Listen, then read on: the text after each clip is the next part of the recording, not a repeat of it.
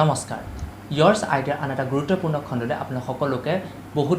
স্বাগতম জনাইছোঁ প্ৰথমে আপোনালোকক বহুত ধন্যবাদ যে মোৰ চেনেলটো আপোনালোকে ছাবস্ক্ৰাইব কৰিলে আৰু 1.5K সম্পূৰ্ণ কৰিলে লগতে মোৰ চেনেলে অতি শীঘ্ৰে মনিটাইজেশ্যন হ'বলৈ গৈ আছে গতিকে আপোনালোকৰ ওচৰত পুনৰবাৰ বহুত ধন্যবাদ আগলৈ যাতে এনেদৰে মোক সহায় সহযোগ কৰি গৈ থাকে আজিৰ পৰা আমি আৰম্ভ কৰিম অসম টেট 2021ৰ সেশন প্ৰথমে আমি অংকৰ বিষয়লৈ যাম তাৰ পিছত আমি পেডাগজি তেনেদৰে অসমীয়া ইংৰাজী এনেদৰে একাধিক্ৰমে গৈ থাকিম গতিকে মোৰ চেনেলটোৰ লগত আপোনালোকে জড়িত হৈ থাকিব যদিহে ভিডিঅ'বোৰ চাই ভাল পায় তেন্তে লাইক শ্বেয়াৰ আৰু ছাবস্ক্ৰাইব কৰিবলৈ নাপাহৰিব যেহেতু 2009 চনত আপোনালোকে পেপাৰখন যদি চাইছিলে বা কোনোবা টেট পৰীক্ষাত অৱতীৰ্ণ হোৱা শিক্ষাৰ্থীৰ পৰা যদি গম লৈছিলে তেন্তে আপোনালোকে জানিব যে পেপাৰখন অতি টান আহিছিল অতি কঠিন আছিল মানে সহজ নাছিল অতি অলপ হ'লেও মডাৰেট আছিল গতিকে সেইটো হিচাপে চাবলৈ গ'লে এইবাৰো যে ইমান সহজ হ'ব সেইটো আমি ধাৰণা কৰিব নোৱাৰোঁ গতিকে আমি ক্ষুদ্ৰৰ পৰা অতি কঠিনলৈকে আমি প্ৰশ্নবোৰ চাব লাগিব গতিকে মই আপোনালোকক বুজাবলৈ চেষ্টা কৰিম অতি ক্ষুদ্ৰৰ পৰা অতি কঠিনলৈকে বুজাবলৈ চেষ্টা কৰিম যাতে আপোনালোকে অতি সহজে পৰীক্ষাত উত্তীৰ্ণ হ'ব পাৰে গতিকে মোৰ চেনেলটো যদিহে চাই ভাল পায় তেন্তে লাইক শ্বেয়াৰ আৰু ছাবস্ক্ৰাইব কৰিবলৈ নাপাহৰিব প্ৰথমে আমি চাওঁ হওক গণিতৰ সিলেবাছখন তাৰপিছত আমি ইয়াৰ প্ৰশ্নবোৰ ডিছকাছ কৰিম গতিকে চাওঁচোন আহক 2009 বৰ্ষৰ অসম টেটৰ LP ছেকশ্যনৰ যদি আমি সিলেবাছখন চাবলৈ যাওঁ তেন্তে প্ৰথমে চাইল্ড ডেভেলপমেণ্ট আৰু পেডাগজিত 30 মাৰ্কছ লেংগুৱেজ 1 যিটো আমি অসমীয়া হ'ব তাত 30 মাৰ্কছ লেংগুৱেজ 2 অসমৰ ক্ষেত্ৰত সেইটো হ'ব আমাৰ ইংৰাজী তাত আহিব 30 মাৰ্কছ মেথমেটিক্স য'ত আহিব 30 মাৰ্কছ আৰু এনভাইৰনমেণ্টেল ছায়েন্স য'ত 30 মাৰ্ক টোটেল 150 মাৰ্ক আহিব এতিয়া যদি ডিটেইলত যদি চাবলৈ যাওঁ সিলেবাছখন যদি চাওঁ তেন্তে লোৱাৰ প্ৰাইমেৰীৰ কাৰণে অৰ্থাৎ LP ছেকশ্যনৰ কাৰণে হোল সিলেবাছখনৰ প্ৰথম থাকিব নাম্বাৰছ তাৰপিছত থাকিব ফ্ৰেকশ্যন তাৰপিছত থাকিব মানি তাৰপিছত থাকিব জিঅ'মেট্ৰি এণ্ড মেনচুৰেশ্যন তাৰপিছত থাকিব ডাটা হেণ্ডলিং আৰু থাকিব integration of ICT in teaching mathematics এতিয়া আমি প্ৰথম নাম্বাৰ ছিষ্টেমৰ পৰা যাম নাম্বাৰৰ প্ৰথম নেচাৰেল নাম্বাৰ হোল নাম্বাৰ এইখিনি জনাই হৈছে আগতে পঢ়ি অহা কিন্তু আমি আকৌ এবাৰ ৰিভাইজ কৰি ল'ম আমি সৰুৰ পৰা ডাঙৰলৈকে আমি যাম অৰ্থাৎ আমি ক্ষুদ্ৰৰ পৰা কঠিনতমলৈকে যাম গতিকে চাওঁচোন আহক এতিয়া আমি টপিক ৱাইজ চাই যাওঁ প্ৰথম আহিব পাৰে স্বাভাৱিক সংখ্যা এতিয়া স্বাভাৱিক সংখ্যা কি মই লিখি থৈছোঁ চাওক 1 2 3 4 ডট দি পেলাই ইনফাইনাইট এইটো ইনফাইনাইট চাইন কয় অসীমলৈকে অসমীয়াত ক'বলৈ গ'লে একৰ পৰা আৰম্ভ কৰি অসীমলৈকে সংখ্যাবোৰক স্বাভাৱিক সংখ্যা বুলি কোৱা হয় আৰু ইয়াক ইংৰাজীত N আখৰেৰে সূচোৱা হয় কি হৈছে যে একৰ পৰা আৰম্ভ কৰি পেলাই অসীমলৈকে এই সংখ্যাবোৰক আমি কি বুলি ক'ম স্বাভাৱিক সংখ্যা বুলি ক'ম ইয়াক কিহেৰে বুজোৱা হয় Nৰে বুজোৱা হয় অৰ্থাৎ ইংৰাজীত ইয়াক কোৱা হয় নেচাৰেল নাম্বাৰ ঠিক আছে এতিয়া চাওঁ বা আমি এনেদৰে ক'ব পাৰোঁ বস্তু গণনা কৰিবৰ বাবে ব্যৱহাৰ কৰা সংখ্যাবোৰকে কি বুলি কোৱা হয় স্বাভাৱিক সংখ্যা বুলি কোৱা হয় ধৰিব পাৰিছে একৰ পৰা আৰম্ভ কৰি পেলাই অসীমলৈকে মানে 1 2 3 4 এনেকৈ আৰম্ভ কৰি পেলাই 100 200 এনেকৈ হাজাৰ যিমান গৈ থাকে সেই সংখ্যাবোৰক আমি কি বুলি ক'ম স্বাভাৱিক সংখ্যা বুলি ক'ম আৰু ইয়াক ইংৰাজীত N আখৰেৰে সূচোৱা হয় নেক্সট চাওঁ পূৰ্ণ সংখ্যা এতিয়া পূৰ্ণ সংখ্যা কাক বোলে শূন্যক ধৰি সকলো স্বাভাৱিক সংখ্যাকে পূৰ্ণ সংখ্যা বুলি কোৱা হয় শূন্যক ধৰি পেলাই স্বাভাৱিক সংখ্যাবোৰক মানে 1 2 3 4 এইখিনি থাকিব লগত যদি শূন্যটো লাগি যায় তেতিয়া আমি তাক কি বুলি ক'ম পূৰ্ণ সংখ্যা বুলি ক'ম পূৰ্ণ সংখ্যা বুলি ক'ম আৰু ইয়াক ইংৰাজীত I আখৰেৰে সূচোৱা হয় অৰ্থাৎ আমি ইয়াক কি বুলি ক'ম ইণ্টিজাৰ্ছ বুলি ক'ম ইণ্টিজাৰ বুলি কয় ইংৰাজীত এতিয়া এটা কথা হ'ল সংখ্যা আৰু অংক কিবা পাৰ্থক্য আছে নেকি বাৰু সংখ্যা আৰু অংকৰ মাজত কিবা পাৰ্থক্য দেখা পাইছেনে শূন্যৰ পৰা যদি 9 লৈকে চাওঁ সেইবোৰক আমি কি বুলি ক'ম অংক বুলি ক'ম অৰ্থাৎ 1 ডিজিট যিবোৰ থাকিব সেইবোৰক আমি অংক বুলি ক'ম আৰু বাকী 10ৰ পৰা আৰম্ভ কৰি পেলাই অসীমলৈকে সেই সংখ্যাবোৰক আমি কি বুলি ক'ম সেইবোৰক আমি সংখ্যা বুলি ক'ম দুটা ডিজিট লাগিলে দুটা ডিজিটৰ পৰা ষ্টাৰ্ট কৰিলে তাক আমি কি বুলি ক'ম সংখ্যা বুলি ক'ম আৰু এটা ডিজিট যদি থাকে তাক আমি কি বুলি ক'ম তাক আমি অংক বুলি ক'ম এতিয়া চাওঁ মৌলিক সংখ্যা কাক বোলে যিবোৰ সংখ্যাৰ উৎপাদক মাত্ৰ দুটা এক আৰু সংখ্যাটো নিজে তেনেবোৰ সংখ্যাক আমি কি বুলি ক'ম মৌলিক সংখ্যা বুলি ক'ম মৌলিক সংখ্যা কাক বোলে যিবোৰ সংখ্যাৰ উৎপাদক এতিয়া আমি উৎপাদক গুণিতক এইবোৰ আমি পঢ়িম জাষ্ট থুলমূল এটা উদাহৰণ মই দি লৈছোঁ যে যিবোৰ সংখ্যাৰ উৎপাদক মাত্ৰ কেইটা দুটা এক আৰু সংখ্যাটো নিজেই তেনে সংখ্যাবোৰক আমি কি বুলি ক'ম মৌলিক সংখ্যা বুলি ক'ম উদাহৰণস্বৰূপে 2 3 5 7 11 13 এই সংখ্যা এনেকুৱা ধৰণৰ সংখ্যাবোৰক আমি কি বুলি কওঁ মৌলিক সংখ্যা বুলি কওঁ আৰু ইয়াক ইংৰাজী পি আখৰেৰে সূচোৱা হয় অৰ্থাৎ প্ৰাইম নাম্বাৰ ধৰিব পাৰিছে নেক্সট চাওঁ যৌগিক সংখ্যা যিবোৰ সংখ্যাৰ উৎপাদক দুটাতকৈ বেছি অৰ্থাৎ 3 4 5 এনেদৰে হৈ যাব পাৰে তেনে সংখ্যাবোৰক আমি কি বুলি ক'ম যৌগিক সংখ্যা ইংৰাজীত ইয়াক আমি কি বুলি ক'ম ইংৰাজীত কওঁ আমি ইয়াত কম্পজিট নম্বৰ সেইকাৰণে ইয়াত মই কি লিখিছোঁ চি বুলি লিখিছোঁ ধৰিব পাৰিছে যেনে 4 6 8 9 10 12 14 15 এনেকুৱা সংখ্যাবোৰক আমি কি বুলি ক'ম যৌগিক সংখ্যা বুলি ক'ম এতিয়া আমি চাম যৌগিক সংখ্যা কোনবোৰ মৌলিক সংখ্যা কোনবোৰ এইবোৰ চাম এতিয়া ইয়াৰখিনিতে প্ৰশ্ন আহিব পাৰে যে এক অংকটো মৌলিক সংখ্যা হয় নে যৌগিক সংখ্যা হয় যদি মৌলিক সংখ্যা হয় তেন্তে কিয় হয় আৰু যদি মৌলিক সংখ্যা নহয় তেন্তে কিয় নহয় আপোনালোকে এই প্ৰশ্নটোৰ উত্তৰ মোক কমেণ্ট ছেকশ্যনত জনাবচোন আমি নেক্সটলৈ যাওঁ নেক্সট আছে যুগ্ম সংখ্যা যিবোৰ সংখ্যাক দুইৰে বিভাজ্য কৰিব পাৰি সম্পূৰ্ণৰূপে দুইৰে বিভাজ্য কৰিব পাৰি তেনে সংখ্যাবোৰক কি বুলি কোৱা হয় যুগ্ম সংখ্যা বুলি কোৱা হয় যিবোৰ সংখ্যাক দুইৰে সম্পূৰ্ণৰূপে বিভাজ্য কৰিব পাৰি যেনে 2 4 6 8 10 এনে সংখ্যাবোৰক আমি কি সংখ্যা বুলি কওঁ যুগ্ম সংখ্যা বুলি কওঁ ঠিক একেদৰে অযুগ্ম সংখ্যা যদি মই অযুগ্ম সংখ্যাটো যাওঁ তেতিয়া আমি কি কৰিম যিবোৰ সংখ্যাক দুইৰে সম্পূৰ্ণৰূপে বিভাজিত কৰিব নোৱাৰি তেনে সংখ্যাবোৰক আমি কি বুলি ক'ম অযুগ্ম সংখ্যা বুলি কওঁ অৰ্থাৎ বাকি থাকি যায় তেনে সংখ্যাবোৰক আমি কি বুলি ক'ম অযুগ্ম সংখ্যা বুলি কওঁ কিন্তু যুগ্ম সংখ্যাবোৰত যেতিয়া আমি হৰণ কৰিম তেতিয়া বাকি থাকি নাযায় সেইকাৰণে ইয়াক যুগ্ম সম্পূৰ্ণৰূপে বিভাজ্য হৈছে দুইৰে কিন্তু অযুগ্ম সংখ্যাবোৰ সম্পূৰ্ণৰূপে বিভাজ্য নহয় ধৰিব পাৰিছে এতিয়া আমি চাওঁ স্থানীয় মান নিৰূপণ পদ্ধতি স্থানীয় মান নিৰূপণ পদ্ধতিৰ প্ৰথম আমি চাই লওঁ সংখ্যা লিখাৰ কিছুমান পদ্ধতিৰ বিষয়ে সংখ্যা লিখাৰ পদ্ধতি দুটা আছে এটা হৈছে ভাৰতীয় পদ্ধতি আৰু এটা হৈছে আন্তৰ্জাতিক পদ্ধতি এতিয়া ভাৰতীয় পদ্ধতিৰ কাৰণে মই এখন তালিকা প্ৰস্তুত কৰি লৈছোঁ এই তালিকাখন আমি ক'ৰ পৰা সদায় ষ্টাৰ্ট কৰোঁ সদায় আমি ক'ৰ পৰা সোঁফালৰ পৰা বাওঁফাললৈকে আমি মানে একাধিক্ৰমে যাম প্ৰথমতে একক ঘৰ তাৰপিছত হাজাৰ তাৰপিছত লাখ তাৰপিছত কোটি তাৰপিছত এনেদৰে বাঢ়ি গৈ থাকিব এতিয়া একক ঘৰ তিনিটা মান থাকিব একক দশক আৰু শতক ঠিক একেদৰে হাজাৰত 1000 আৰু 10000 তেনেকৈ লাখত 1 লাখ আৰু 10 লাখ তেনেকৈ কোটিত 1 কোটি 10 কোটি এনেকৈ বাঢ়ি গৈ থাকিব এতিয়া মই এটা নম্বৰ ধৰি লৈছোঁ এটা সংখ্যা ধৰি লৈছোঁ 5 6 9 3 2 1 4 এতিয়া মই লিখোঁতে কিন্তু মই বাওঁফালৰ পৰা সোঁফাললৈ নিলিখোঁ মই সোঁফালৰ পৰাহে বাওঁফাললৈ লিখি যাম এতিয়া চাওঁ প্ৰথম 4 যিটো সংখ্যা প্ৰথম আছে এইটো সদায় ইয়াৰ পৰা যাব 4 এটা একক ঘৰত যাব এইটো দশক ঘৰত এনেদৰে একাধিক্ৰমে আহি থাকিব ধৰিব পাৰিছে এতিয়া আমি পঢ়োঁতে এইটো 56,93,214 আমি পঢ়োঁতে এনেদৰে পঢ়িম এতিয়া ছাপ'জ মই যদি আৰু এটা সংখ্যা ধৰি লওঁ ধৰা হওক মই এটা সংখ্যা ধৰি লৈছোঁ 3 5 7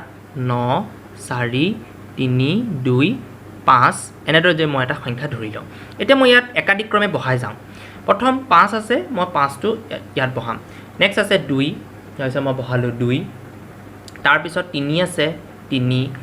4 9 7 5 3 এতিয়া পঢ়োঁতে মই কেনেদৰে পঢ়িম 3,94,325 মই পঢ়োঁতে এনেদৰে পঢ়িম এইটো হৈছে ভাৰতীয় পদ্ধতিৰ মতে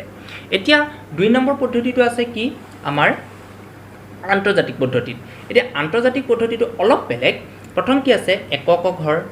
ঠিক তাৰপিছত হাজাৰৰ ঘৰ তাৰপিছত নিযুত বা আমি ইংৰাজীত মিলিয়ন বুলি কওঁ ইয়াতো তেনেকৈ তিনিটা ঘৰকৈ থাকিব প্ৰথম একক দশক শতক তাৰপিছত হাজাৰত 1000 10000 100,000 নিযুতৰ ঘৰত 1 নিযুত 10 নিযুত আৰু 100 নিযুত এতিয়া ঠিক একেদৰে আমি আগতো যেনেদৰে বহাইছিলোঁ ঠিক আমি ইয়াতো আমি একেদৰে বহাব লাগিব এতিয়া প্ৰথম চাওঁ 6 9 5 7 3 6 2 এইটো মই বহাই থৈছোঁ আপোনালোকে দেখিছে প্ৰথম 2 6 তাৰপিছত 3 7 5 9 6 এনেদৰে মই বহুৱাই থৈছোঁ এতিয়া যদি মই আৰু এটা নম্বৰ বিচাৰোঁ আৰু এটা সংখ্যা যদি মই লওঁ মই আগৰ সংখ্যাটোৱে লৈছোঁ 3 5 7 9 4 3 2 5 এতিয়া ইয়াত লিখিম কেনেদৰে আৰু পঢ়িম কেনেদৰে মই প্ৰথম বহুৱাই লওঁ প্ৰথম 5 তাৰপিছত 2 তাৰপিছত 3 4 9 7 5 3 এতিয়া আমি পঢ়িম কেনেদৰে এটো চাওক 35 নিযুত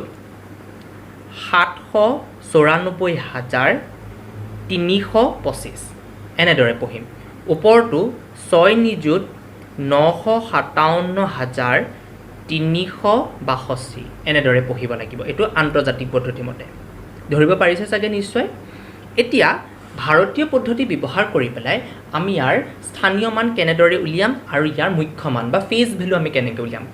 এটা প্লেস ভ্যালু আৰু এটা ফেজ ভ্যালু আমি কেনেদৰে উলিয়াম চাওঁ আহক এতিয়া চাওক মই এটা সংখ্যা ধৰি লৈছো সংখ্যাটো কি 152932727 এটো এটা মই সংখ্যা ধৰি লৈছো আৰু তলত মই এডালাটাত আঁচ মাৰি দিছো যাতে আমি ইয়াৰ কি উলিয়াম প্লেস ভ্যালু উলিয়াম লগতে ফেজ ভ্যালু উলিয়াম প্লেস ভ্যালু মানে ইয়াৰ স্থানীয় মানটো উলিয়াম লগতে আমি ইয়াৰ কি উলিয়াম মুখ্য মানটো উলিয়াম এতিয়া স্থানীয় মানটো হৈছে কি ই কোনটো স্থানত আছে এটো হল স্থানীয় মান আৰু মুখ্য মান বুলি ক'লে তাৰ যেটো মান হয় হেতুই হ'ব তাৰ মুখ্য মান বা ফেজ ভ্যালু এতিয়া চাও একৰ স্থানীয় মান এতিয়া একটো কোড আছে আমি চাও আমি ভাৰতীয় পদ্ধতি মতে যদি চাও তেতিয়া চাম এটো 7 2 7 এনেদৰে আছে আমি কেনেদৰে চাম একক দহক আমি এফালৰ পৰা সদায় হিচাপ কৰিম সোঁফালৰ পৰা বাওঁফাললৈ একক দহক শতক হাজাৰ অযুত লাখ নিযুত কোটি গতিকে একটো কোনটো স্থানত আছে একটো আছে কোটি স্থানত অৰ্থাৎ আমি লিখিম কি বুলি 1 কোটি বা এনেদৰে লিখিব পাৰো 1 কোটি বুলি লিখিব পাৰো আখৰে বা সংখ্যাৰেও আমি লিখিব পাৰো ঠিক একেদৰে 2 ৰ স্থানীয় মানটো কৈছে 2 স্থানীয় মান কোনটো এইটো এটা চাও আমি স্থানীয় মানটো কিমান হ'ব একক দহক শতক হাজাৰ অযুত লাখ এইটো 2 নহয় যেটো চিন দি থোৱা আছে হেতুহে আমি বিচাৰিম চিন দিয়াটো আমি নিবিচাৰো এটা 2 কোনটো আছে 2 আছে 2 লাখত গতিকে 2 লাখ বুলি এনেকৈও লিখিব পাৰো বা এনেদৰেও লিখিব পাৰো ঠিক একেদৰে 7ৰ কিমান আছে 7ত আছে 700 বা 700 এনেদৰে আমি লিখিব পাৰো এতিয়া আমি যদি এটা প্লেস ভ্যালুটো আপোনালোকে বুজি পালে কেনেকৈ কৰিব লাগে এতিয়া আমি চাও ফেজ ভ্যালুটো চাও ফেজ ভ্যালু হল একৰ মুখ্য মান বা ফেজ ভ্যালু কিমান হ'ব একেই হ'ব অৰ্থাৎ 1 হল 1 যদি 2 থাকে 2 হ'ব তাৰ যেটো ফেজ অৰ্থাৎ হি তাৰ যেটো নম্বৰ থাকে সেই নম্বৰটোই হ'ব সেই সংখ্যাটোই হ'ব বা সেই অংকটোই হ'ব 2 হলে 2 হ'ব 7 হলে 7 হ'ব 5 হলে 5 হ'ব এটো কোনো চিন্তা কৰিবলগীয়া প্ৰশ্ন নহয় বা আপোনালোকে অতি সহজে হেতু পাৰিব ধৰিব পাৰিছে গতিকে এইখিনিলৈকে বুধ হয় আপোনালোকে ধৰিব পাৰিলে যদি কেইটামান মই প্ৰশ্ন দিম আপোনালোকক হোমৱৰ্ক দিম লগতে মই আপোনালোকক কেইটামান প্ৰশ্ন কৰাইও দিম এতিয়া মই চাও নেক্সট টপিকটোলৈ যাওঁ নেক্সট টপিক আছে আমাৰ উৎপাদক আৰু গুণিতক এতিয়া উৎপাদক আৰু গুণিতক চাবলৈ হলে আমি প্ৰথম উৎপাদকটো কেনেদৰে উলিয়াম চাই লওঁ এতিয়া উৎপাদক হল যদি দুটা সংখ্যা পূৰণ কৰি পেলাই আমি যেটো উত্তৰ পাম অৰ্থাৎ পূৰণ ফল পাম এতিয়া যোন দুটা সংখ্যাই পূৰণ কৰিলো সেই পূৰণ কৰা সংখ্যা দুটাকে আমি কি বুলি কম উৎপাদক বুলি কম ধৰিব পাৰিছে আৰু যেটো উত্তৰ ওলাব হেতুক আমি পূৰণ ফল এতিয়া 2 আৰু 10 পূৰণ কৰি পেলাই 20 পাম গতিকে 20ৰ উৎপাদক 2 10 এনেদৰে গৈ থাকিব আমি দুটা পদ্ধতি কৰিছো এটা বৃক্ষ পদ্ধতি আৰু এটা হৈছে সাধাৰণ পদ্ধতি বৃক্ষ পদ্ধতিৰে এনেদৰে কৰিব পাৰি এবাৰ আপোনালোকে স্কুলত আগতে পাইছিলে মই আপোনালোকক ৰিভাইজ কৰাই দিছো এই পদ্ধতি কৰিলে অতি সহজ হ'ব চাও কেনেদৰে কৰিলো প্ৰথম মই 20টো পাতি ললো এতিয়া প্ৰথম আমি একাধিক ক্ৰমে যাম একৰ পৰা যাম একৰ লগত যদি একৰ লগত কিমান পূৰণ কৰিলে 20 হয় একৰ লগত সকলোৱে জানে এক সংখ্যাটোৰ লগত যিকোনো সংখ্যা পূৰণ কৰিলে একৰ লগত যিকোনো সংখ্যা পূৰণ কৰিলে সেই সংখ্যাটোৱে হয় অৰ্থাৎ একৰ লগত যদি মই 20 পূৰণ কৰো 20 হ'ব গতিকে একৰ লগত মই 20 পূৰণ কৰিলো একৰ লগত 20 পূৰণ কৰিলে কিমান হ'ব 20 হ'ব ঠিক একেদৰে 2 লগত কিমান পূৰণ কৰিলে 20 হ'ব 2 লগত 10 পূৰণ কৰিলে 20 হ'ব ধৰিব পাৰিছে তেনেকৈ 3 যাব নেকি 3 এ পিছক কেতিয়াও নাযায় গতিকে তাৰ পিছৰ সংখ্যাটো কিমান হ'ব 4 গতিকে 4 লগত কিমান পূৰণ কৰিলো 5 4 5 গুণ 20 আকৌ 5 আহিব উলুটা হ'ব গতিকে পাতিবলৈ কোনো দৰকাৰ নাই এখিনিত ষ্টপ কৰি দিলে হৈ যাব ধৰিব পাৰিছে কিয় ষ্টপ কৰি দিলো কাৰণ 4 আহিলে 4 পিছত আকৌ 5 আহিব 5টো অলৰেডি ইয়াত আছে আকৌ 5 4 গুণে হ'ব উলটা নহ'ব জানো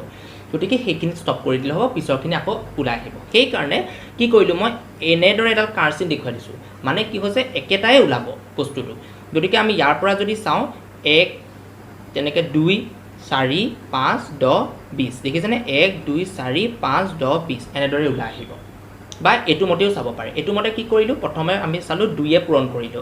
2 10 গুণ 20 কিন্তু ইয়াৰ ক্ষেত্ৰত চাব লাগিব সদায় মৌলিক সংখ্যাৰ হেড যাব সদায় মৌলিক সংখ্যাহে আমি কৰিব পাৰিম যাতে এটা সংখ্যা মৌলিক ওলাই যায় তেনেদৰে আমি পূৰণ কৰিব লাগিব এই 10টো মৌলিক নহয় 10টো যৌগিক কিয় মৌলিক কিয় যৌগিক হৈছে মই কৈ আছো উৎপাদকৰ মই অথনি কৈছিলে যে উৎপাদকৰ পঢ়ালে মই পঢ়াম বুলি কেনেদৰে হয় চাই ল'ব এতিয়া চাওক ইয়াত 10 আহিলে 10টোক মই আকৌ ভাঙি দিলোঁ 2 আৰু 5 এই দুটা এটা মৌলিক কাৰণ ইয়াৰ আৰু নাযায় কাৰণ 2 1 গুণ 2 আৰু 1 2 গুণ 2 এটাই ওলালে অৰ্থাৎ 1 আৰু 2 সংখ্যাটো নিজে তাৰ দুটা উৎপাদকে ওলাব এইখিনিতে ষ্টপ কৰি দিলোঁ এতিয়া মই চালোঁ ইয়াৰ প্ৰথম 1টো চবতে থাকিব 1টো চবৰে উৎপাদক হয় গতিকে এইটো চিন্তা কৰিব দৰকাৰ নাই 1টো যিকোনো সংখ্যাৰে এটা এটা উৎপাদক হয় তাৰপিছত নেক্সট আহিলে 2টো আহিব তাৰপিছত আহিলে 4টো ক'ৰ পৰা আহিব এই দুটা পূৰণ কৰিলে আহিব 4 তাৰপিছত আহিব 5 10 তেনেদৰে 20 এনেদৰে যাব কিন্তু এইটোতকৈ মোৰ সহজ এইটো আপোনালোকৰ বেছি হ'ব এইটো উৎপাদকৰ ক্ষেত্ৰত মই আৰু এটা উৎপাদকৰ এটা উদাহৰণ আপোনালোকক দেখাই দিছোঁ চাওক 36ৰ উৎপাদক এতিয়া 36টো কিহে যায় প্ৰথমে একেটো 36ক যাবই একে সদায় চকু মুদি যায় একে চিন্তা কৰিব দৰকাৰ নাই 2 গৈছোঁ 2 যাবনে যাব 2 লগত 18 পূৰণ কৰিলে 36 হ'ব ঠিক 3 কিমান যাব 3 লগত 12 পূৰণ কৰিলে 36 হ'ব 4 যাব নেকি হয় 4 লগত 9 পূৰণ কৰিলে 36 হ'ব 6 লগত 5 যাব নেকি 5 নাযায় কিয় নাযায় কেনেকৈ নাযায় আমি গম পাম 6 লগত যাব 6 লগত আমি 6 যেতিয়া পূৰণ কৰোঁ তেতিয়া 6 6 গুণ 36 হ'ব আৰুতো নাযায় কাৰণ উল্টা কৰিলে একেটা সংখ্যাই হ'ব গতিকে এইখিনিতে ষ্টপ কৰি দিলোঁ আৰু ওপৰৰ পৰা আমি ওপৰৰ পৰা আকৌ এনেদৰে তলৰ পৰা আকৌ ওপৰলৈ গৈছোঁ চাওক কিমান প্ৰথম হ'ব 1 তাৰপিছত 2 তাৰপিছত 3 তাৰপিছত 4 আহিলে 6 দুটা 6 আছে আমি এটা 6হে লিখিম 6 9 12 18 আৰু 36 এইকেইটা হ'ল 36ৰ উৎপাদক ধৰিব পাৰিছে উৎপাদক হৈছে যি সংখ্যাই পূৰণ যায় সেইটো হৈছে সেই সংখ্যাটোৰ কাৰণে উৎপাদক এতিয়া নেক্সট আহিব গুণিতক গুণিতকটো একেবাৰে ইজি কিয় ইজি বুলি কৈছোঁ গুণিতক বুলি ক'লে 5ৰে কেনেকুৱা সংখ্যাবোৰক পূৰণ যাব অৰ্থাৎ 5টোক পূৰণ যাব 10ক যাব তাৰ অৰ্থাৎ আমি যদি নেওতাখন চাওঁ পূৰণৰ ঘৰ নেওতাখন চাওঁ সেই নেওতাখনি গুণিতকবোৰ ধৰিব পাৰিছে ফেক্টৰ্ছ ইংৰাজীত ক'লে ফেক্টৰ্ছ আৰু মাল্টিপলছ মানে হৈছে গুণিতক আৰু ফেক্টৰ্ছ মানে হৈছে কি উৎপাদক এতিয়া 5ৰ গুণিতক কি হ'ব 5 10 15 20 এনেদৰে গৈ থাকিব সেইবোৰ ধৰিব পাৰিছে গুণিতক বুলি যদি কয় আমি তাৰ নেওতাখন পঢ়ি দিলেই হৈ যাব মই এটা সহজ ট্ৰিক কৈ দিছোঁ যে নেওতাখন কিন্তু নহয় একচুৱেলি নহয় কথাটো কিন্তু নেওতাখন পঢ়ি দিলে হৈ যাব ধৰিব পাৰিছে যেনেকৈ 3ৰ কাৰণ 3 6 9 12 এইবোৰ হৈছে ইয়াৰ এটা এটা গুণিতক ধৰিব পাৰিছে যদিহে মোৰ ভিডিঅ'টো চাই ভাল পাইছে তেতিয়া লাইক আৰু শ্বেয়াৰ কৰিবলৈ একেবাৰে নাপাহৰিব আমি নেক্সট টপিকটোলৈ যাওঁ এতিয়া নেক্সট আহিল লসাগু মানে হৈছে লঘিষ্ঠ সাধাৰণ গুণিতক আমি পাই আহিছিলোঁ এতিয়া চাওঁ লসাগুনো কি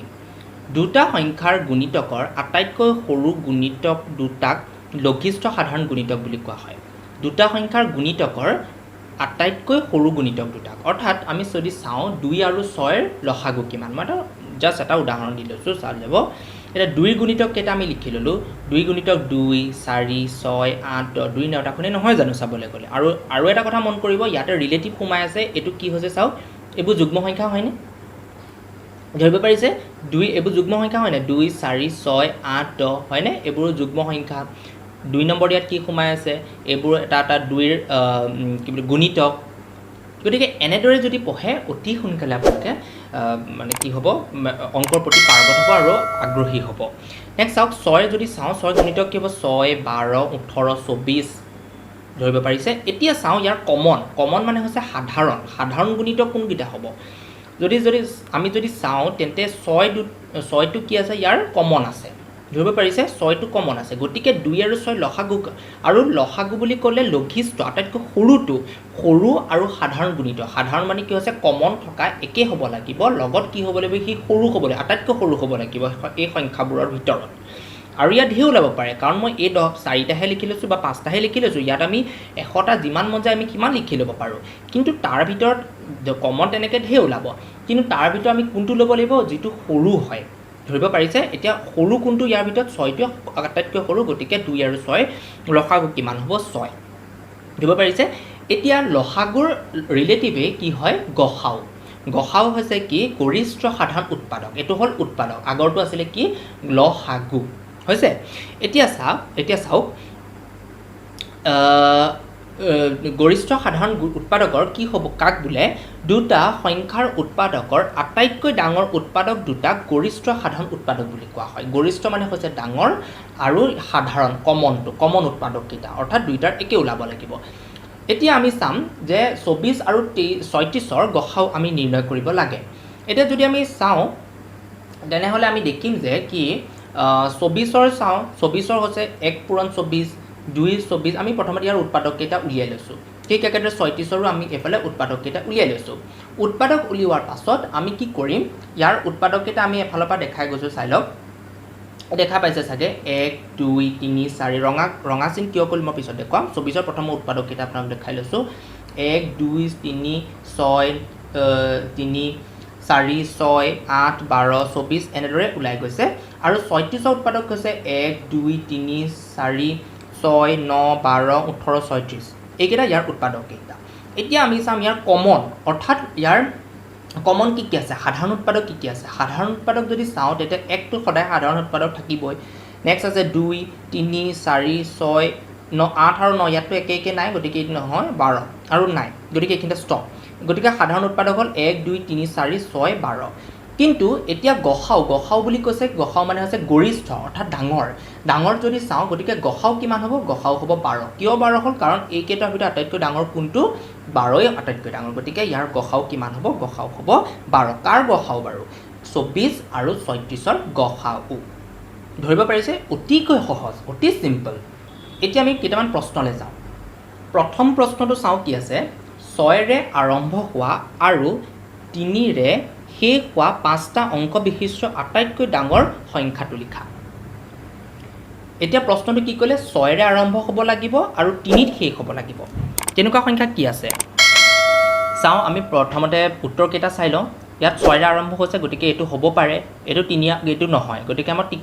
মাৰি থলো যে এইটো নহয় এইটো আৰু হ'ব পাৰে আৰু এইটো নহয় কাৰণ ইয়াত 3 আৰম্ভ হৈছে 6 শেষ হৈছে আমাক কৈছে 6 ত আৰম্ভ হ'ব লাগিব গতিকে 6 ত আৰম্ভ হোৱা দুটা আছে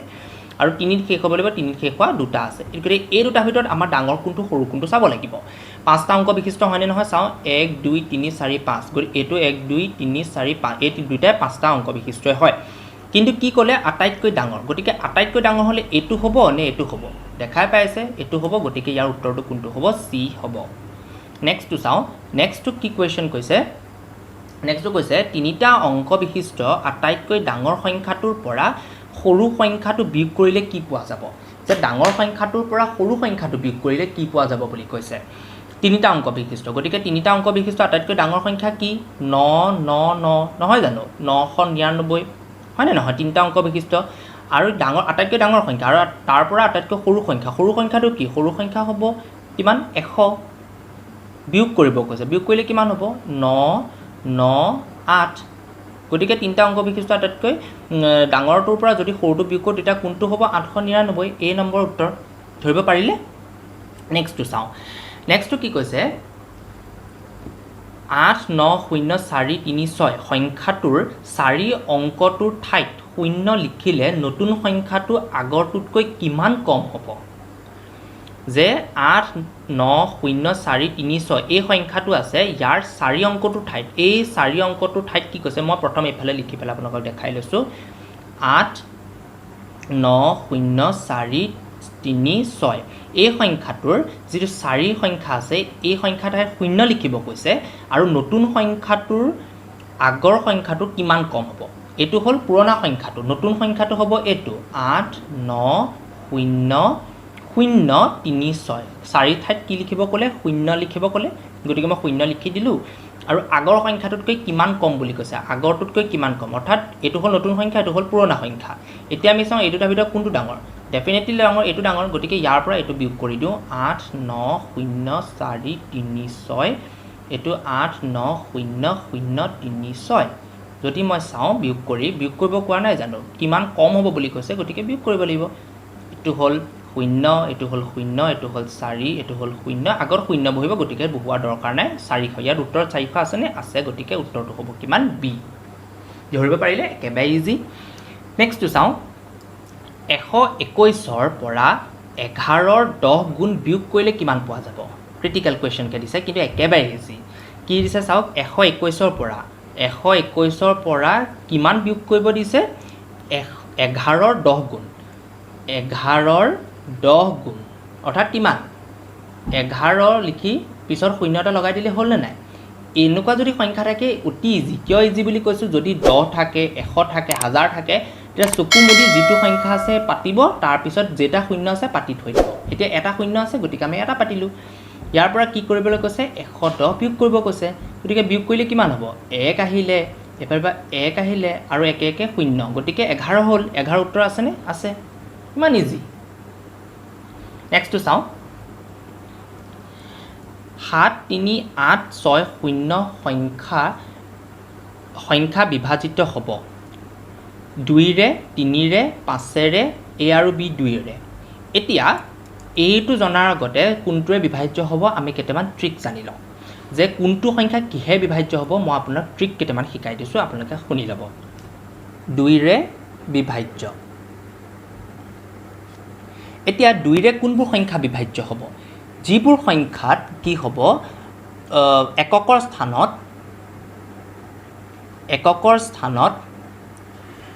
0 2 4 6 8 এই সংখ্যাকে এই যে অংক কেইটা যদি থাকে তেন্তে সেই সংখ্যাটো সদায় কি হ'ব 2ৰে বিভাজ্য হ'ব তাৰ সোৱাৰ কোনো উত্তৰ নাই তাৰ সোৱাৰ কোনো প্ৰয়োজন নাই কি হ'ব 0 2 4 6 8 এই কেইটা অংক যদি এককৰ স্থানত যদি থাকে তেন্তে সেই সংখ্যাটো সদায় 2ৰে যাবই সাপোজ মই এটা সংখ্যা লিখি লৈছোঁ চাব 2 5 7 3 2 1 2 5 9 0 3 2 এই সংখ্যাটো এতিয়া 2ৰে বিভাজ্য হ'ব নাই ইমান ডাঙৰ সংখ্যাটো কেনেদৰে বিভাজ্য হ'ব দেখিলে এটা ভয়ানকৰ নিচিনা নালাগে জানো কিন্তু অতি সহজ এই সংখ্যাবোৰ চাবলৈ দৰকাৰ নাই আপোনালোকে সদায় একক ঘৰ সংখ্যাটো চাব যে একক ঘৰ অংকটো কি আছে 2 আছে 2টো কি যুগ্ম সংখ্যা নহয় জানো একক স্থানত যদি মই কৈছোঁ 0 2 4 6 8 এই সংখ্যা বা এই অংক কেইটা যদি থাকে সেইটো সদায় 2ৰে বিভাজ্য হ'বই গতিকে এইটো 2 আছে না একক স্থানত গতিকে ই সম্পূৰ্ণকৈ 2ৰে বিভাজ্য হ'বই এটা নেক্সটটো চাওঁ এইটো 2ৰে বিভাজ্য হ'ব নেক্সটটো চাওঁ 3ৰে কেনেদৰে বিভাজ্য হয় এতিয়া সাপোজ এটা সংখ্যা থাকিব সংখ্যাটো হৈছে 2 5 3 9 মই এটা সংখ্যা ধৰি লৈছোঁ 2 5 3 9 এতিয়া 3ৰে বিভাজ্য হ'বলৈ হ'লে মই কি কৰিব লাগিব যিমান কেইটা সংখ্যাটো দেখিছে সংখ্যাত থকা প্ৰতিটো অংকই আমি যোগ কৰিম 2 + 5 + 3 + 9 যোগ কৰিলে কিমান হ'ব আমি যোগ কৰিলে পাম 19 গতিকে 19টোক 3ৰে বিভাজ্য হয় নেকি 3ৰে সম্পূৰ্ণৰূপে যায় নেকি যদিহে 3ৰে সম্পূৰ্ণৰূপে 19টোক যায় তেতিয়াহে সেই সংখ্যাটো 3ৰে বিভাজ্য হ'ব অন্যথা সেই 3ৰে বিভাজ্য নহয় এতিয়া আমি দেখোন যে 19টো এটা মৌলিক সংখ্যা গতিকে ই কোনো সংখ্যাই বিভাজ্য নহয় গতিকে কি হ'ব এই সংখ্যাটো 3ৰে বিভাজ্য নহয় হৈছে সাপোজ আৰু এটা সংখ্যা 1 2 3 4 এই সংখ্যাটো 3ৰে বিভাজ্য হয় নেকি চাই লওঁ 1 + 2 + 3 + 4 4 5 6 7 8 9 10 এতিয়া 10 সংখ্যাটো 3ৰে বিভাজ্য হয়নে 10 সংখ্যাটো 3ৰে বিভাজ্য নহয় গতিকে এই সংখ্যাটো 3ৰে বিভাজ্য নহয় কিন্তু 1 2 3 মই যদি ইয়াত 3 কৰি দিওঁ তেতিয়া যাবনে 1 + 2 + 3 + 3 3 6 7 8 9 9 3ৰে যাবনে যাব 3 3 × 9 গতিকে এই সংখ্যাটো 3ৰে বিভাজ্য হ'ব ধৰিব পাৰিলে এই সংখ্যাটোক লগাই 3ৰে যদি যায় বিভাজ্য যিটো সংখ্যা বিভাজ্য হ'ব সেই সংখ্যাটোক 9ৰেও বিভাজ্য হ'ব গতিকে 3 আৰু 9ৰ একেটা কনসেপ্ট ধৰিব পাৰিছে 3 আৰু 9ৰ একেটা কনসেপ্ট 3য়ে যদি সেই সংখ্যাটোক বিভাজ্য হয় তেন্তে সেই সংখ্যাটোক 9ৰেও বিভাজ্য হ'ব নেক্সট আমি চাওঁ 4ৰে বিভাজ্য হয় নে নহয় মই একেটা সংখ্যাই লৈ লৈছোঁ 2 5 3 8 লৈছোঁ জনি পাই এতিয়া 2 5 3 8 এতিয়া আমি কি চাম 4ৰে বিভাজ্য হ'বলৈ হ'লে আমি একক ঘৰৰ আৰু দহক ঘৰৰ আমি অংক সংখ্যাটো লৈ লম কিমান আছে 38 এতিয়া এই 38 সংখ্যাটো 4ৰে বিভাজ্য হয় নহয় আমি কিন্তু বিভাজ্য হ'লে সম্পূৰ্ণৰূপে হ'ব লাগিব দেই 38টো সম্পূৰ্ণৰূপে বিভাজ্য হয়নে কিন্তু সম্পূৰ্ণৰূপে বিভাজ্য নহয় গতিকে কি হ'ব এই সংখ্যাটোক 4ৰে বিভাজ্য নহয় ধৰিব পাৰিছে কিন্তু 8ৰেও একেটা কনসেপ্টতেই যায় এতিয়া চাব 8ৰ ক্ষেত্ৰত কি হয় 2 5 3 8 যদি মই সংখ্যাটো লওঁ এতিয়া মই আগতে কি লৈছিলোঁ একক ঘৰ দহক ঘৰ লৈছিলোঁ 4ৰ ক্ষেত্ৰত কিন্তু 8ৰ ক্ষেত্ৰত আমি কি ল'ব লাগিব একক দহক শতক এই তিনিটা সংখ্যাই ল'ব লাগিব ধৰিব পাৰিছে তিনিটা সংখ্যা লৈ পেলাই মই কি কৰিম 5 3 8 8ৰে হৰণ কৰিম যদি মই 8ৰে হৰণ কৰি মোৰ যদি বাকি 0 ওলায় তেতিয়াহে সেই সংখ্যাটো কিহে যাব 8ৰে বিভাজ্য হ'ব অন্যথা ই বিভাজ্য নহয় ধৰিব পাৰিলে 2ৰে গম পালে 3 9ৰে গম পালে 4 8ৰে গম পালে 7ৰ ক্ষেত্ৰত আমি কৰিব লাগিব 6 ক্ষেত্ৰত কি হ'ব যদি কোনোবা এটা সংখ্যা 2 ৰে বিভাজ্য হয় লগতে 3 ৰে বিভাজ্য হয় সেই সংখ্যাটো সদায় 6 ৰে বিভাজ্য হ'ব সেই সংখ্যাটো কি হ'ব সদায় 6 ৰে বিভাজ্য হ'ব সদায় চাব মই এটা সাপোজ দেখুৱাই লৈছো 12 সংখ্যাটো দেখাইছো 12 টো 2 ৰে বিভাজ্য হ'ব 3 ৰে বিভাজ্য হ'ব কি সদায় 6 ৰে বিভাজ্য হ'ব কেনেদৰে হ'ব চাই লব এতিয়া 12 সংখ্যাটো 2 ৰে বিভাজ্য হ'বনে 2 ৰ ক্ষেত্ৰত কি আছিল যে এককৰ স্থানত কি থাকিব লাগিব 0 2 4 6 এই কেইটা সংখ্যা থাকিব লাগিব অংক থাকিব লাগিব এতিয়া 12 সংখ্যাটোৰ এককৰ স্থানত কি আছে 12 আছে নে ই 2 ৰে বিভাজ্য হ'ব 2 ৰে বিভাজ্য হয় নে নহয় নেক্সট 12 সংখ্যাটো 3 ৰে বিভাজ্য হয় নে 3 ৰে বিভাজ্য হলে কি আছিল দুটা যোগ কৰো 2 কে 3 3 পালো 3 ক যদি মই 3 এ হৰণ কৰো কিমান হ'ব 1 সম্পূৰ্ণভাৱে বিভাজ্য হলে নাই গতিকে এই 3 ৰে বিভাজ্য হয় নে 3 ৰে বিভাজ্য হয় যদি 3 ৰে বিভাজ্য হয় তেতিয়া চকুমুদি কিহেৰে বিভাজ্য হ'ব 6 ৰে বিভাজ্য হ'ব কোনো চাবলৈ ইয়াৰ দৰকাৰী নাই ধৰিব পাৰিছে এতিয়া আমাৰ থাকিলে কি থাকিলে 5 থাকিলে 5 ৰে বিভাজ্য 5 ৰে কেনেদৰে বিভাজ্য চাম এইটো চাবলৈ একেবাৰে সহজ কেনেদৰে চাব যদি এককৰ স্থানত কি থাকিব লাগিব 0 আৰু 5 যদি 0 আৰু 5 থাকে তেন্তে সেই সংখ্যাটো সদায় 5 ৰে বিভাজ্য হ'ব চাবলৈ দৰকাৰী নাই সাপোজ 50 এটো 5 ৰে বিভাজ্য হ'বনে হ'ব 2 ৰে বিভাজ্য হ'ব কিন্তু এটো 23 এই সংখ্যাটো হ'বনে সংখ্যাটো নহয় কিয় নহয় কাৰণ এককৰ ঘৰত 3 আছে 5 আৰু 0 থাকিলেহে হ'ব হয় নে নহয় গতিকে এই সংখ্যাটো নহয় এতিয়া 25 এই সংখ্যাটো হ'বনে হ'ব কাৰণ ইয়াত কি আছে এককৰ স্থানত 5 আছে ধৰিব পাৰিছে নেক্সট টু চাও 10 ৰে কেনেদৰে বিভাজ্য হ'ব 10 ৰে বিভাজ্য চাব যদি এককৰ স্থানত কি থাকে এককৰ স্থানত 0 যদি থাকে যদিহে 0 থাকিব তেতিয়াহে ই কি হ'ব 10 ৰে বিভাজ্য হ'ব অন্যথা ই বিভাজ্য নহয় অকল 0 থাকিব লাগিব তেতিয়াহে ই বিভাজ্য হ'ব ধৰিব পাৰিলে নেক্সট চাও 11 আপোনালোকে এই কেইটালৈকে জানিলে হৈ যাব 11 লৈকে 11 ৰে বিভাজ্য 11 বিভাজ্যৰ কাৰণে অলপমান মনোযোগ দি চাব মই এটা সংখ্যা ধৰি লৈছো সংখ্যাটো হৈছে 2 5 7 3 9 2 এই সংখ্যাটোৱে ধৰি লৈছো এতিয়া ইয়াৰ এককৰ স্থান এককৰ যুগ্ম স্থান আৰু অযুগ্ম স্থান আমি হিসাব কৰিম এতিয়া মই প্ৰথমতে 1 2 3 4 5 6 মই 1 2 3 4 6 কে লিখি লৈছো চাই লব যত 1 3 5 আছে এবোৰ হৈছে অযুগ্ম স্থান আৰু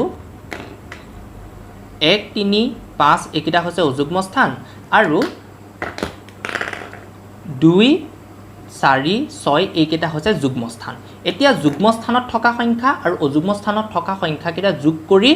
আমি বিয়োগ কৰি পেলাই যদি 11 22 এনেদৰে ওলাই তেতিয়া সেই সংখ্যাটো 11 ৰে বিভাজ্য হ'ব চাই লব প্ৰথমতে আমি কি কৰো যুগ্ম স্থানত থকা সংখ্যা কেইটা চাই লওঁ 9 আছে 9 যোগ 7 আছে 7 যোগ 2 দেখিছেনে এটো হৈছে যুগ্ম স্থানত থকা অযুগ্ম স্থানত কি আছে 2 যোগ 3 যোগ 5 মানে এটা এৰি পেলাই হৈছে এটো ক্ষেত্ৰত ইয়াত যাব এটো ক্ষেত্ৰত ইয়াত যাব আৰু এটো ইয়াৰ ধৰিব পাৰিছে চাওক 3 আৰু এফালে কিমান হ'ব এফালে 2 2 পা 3 3 পা 5 কিমান হ'ব 5 6 7 8 9 আৰু ইয়াত কিমান হ'ব 9 10 11 11 7 18 এতিয়া চাও 18 ৰ পৰা যদি মই 9 বিয়োগ কৰো কিমান হ'ব 9 হ'ব 9 জানো 11 বিভাজ্য হয় 11 টো সম্পূৰ্ণভাৱে বিভাজ্য নহয় গতিকে এই সংখ্যাটো কি হ'ব 11 বিভাজ্য নহয় প্ৰসেসটো ধৰিব পাৰিলে যুগ্ম সংখ্যাটোৰ পৰা যুগ্ম স্থানত থকা অংক সংখ্যাটোৰ পৰা আমি অযুগ্ম স্থানত থকা সংখ্যাটো যোগ কৰি পেলাই আমি বিয়োগ কৰি পেলাই যেটো পাৰ্থক্য ললো পাৰ্থক্যটো কিমান পালো 9 এতিয়া 9 সংখ্যাটো কি হ'ল 11 টো বিভাজ্য নহয় গতিকে এই সংখ্যাটো 11 বিভাজ্য নহয় সিম্পল ট্ৰিক এইকেইটা কৰি পেলাই আমি প্ৰশ্নটো চাওঁ আমি প্ৰশ্ন কৰিলে আমি অতি সহজে বুজি পাম এতিয়া প্ৰশ্নটো আছিলে 7 3 8 6 0 সংখ্যাটো বিভাজ্য হয় 2 ৰে 3 ৰে 5 ৰে a আৰু b 2 ৰে গতিকে এই সংখ্যাটো 5 ৰে বিভাজ্য হ'বনে 5 ৰেটো ডাইৰেক্ট বিভাজ্য হ'ব 2 ৰে বিভাজ্য হ'বনে 2 ৰেও বিভাজ্য হ'ব হয়নে 3 ৰে বিভাজ্য হ'বনে আমি যোগ কৰি চাওঁ যোগ কৰিলে কিমান হ'ব 7 3 10 10 8 18 18 6 24 গতিকে 3 ৰে যাব গতিকে ইয়াৰ উত্তৰটো কি হ'ব লাগিছিল a b c তিনটা কিন্তু a b c 2 ৰে আছে গতিকে ইয়াত আমি c টো লিখি দিম a b c তিনিটাৰে এই সংখ্যাটো বিভাজ্য হ'ব ধৰিব পাৰিছেনে এতিয়া কোনটো হ'ব এই গুটিকেইটাই হ'ব এ বি চি ডি হ'ব হৈছে এতিয়া আমাৰ প্ৰশ্নটো কৈছে তলৰ সংখ্যাটো 9ৰে বিভাজ্য হ'বনে এইটো মই আপোনালোকৰ কাৰণে এৰি দিছোঁ কিয় এৰি দিছোঁ মই আপোনালোকক ট্ৰিকটো শিকাইছিলোঁ কেনেদৰে কৰিব গোটেইকেইটা সংখ্যা যোগ কৰিব প্ৰত্যেক সংখ্যা যোগ কৰিব যোগ কৰি পেলাই যদি সংখ্যাটো 9ৰে যেনেকৈ 3ৰে বিভাজ্য গৈছিলে যোগ কৰি পেলাই যিটো সংখ্যা সৰু সংখ্যা এটা পাম সেই সৰু সংখ্যাটোক যেনেকৈ 3ৰে বিভাজ্য গৈছে তেনেকৈ 9ৰে যদি বিভাজ্য হয় তেনে সেই গোটেই সংখ্যাটো কিহে যাব 9ৰে বিভাজ্য হ'ব ধৰিব পাৰিছে তাৰ পিছৰ আমি অংকটো চাওঁ যদি 3 4 ষ্টাৰ 6 8 সংখ্যাটো 9ৰে বিভাজ্য হয় তেন্তে ষ্টাৰৰ ঠাইত কি অংক থাকিব এইটো একে ধৰণৰ নহয় জানো যোগ কৰি পেলাই কি কৰিব প্ৰথমতে 6 যোগ কৰি বহাই পেলাই 6 যোগ কৰি চাব তাৰপিছত 5 বহাই যোগ কৰি চাব তাৰপিছত 4 বহাই যোগ কৰি চাব তাৰপিছত 3 বহাই যোগ কৰি চাব যদি আপোনালোকে পাৰে কৰিব নোৱাৰিলে মই নেক্সট ক্লাছত এইটো কৰি দিম গতিকে আজিলৈ ইমানেই যদিহে মোৰ ভিডিঅ'টো চাই ভাল পালে তেন্তে লাইক শ্বেয়াৰ আৰু ছাবস্ক্ৰাইব কৰিব নাপাহৰিব ধন্যবাদ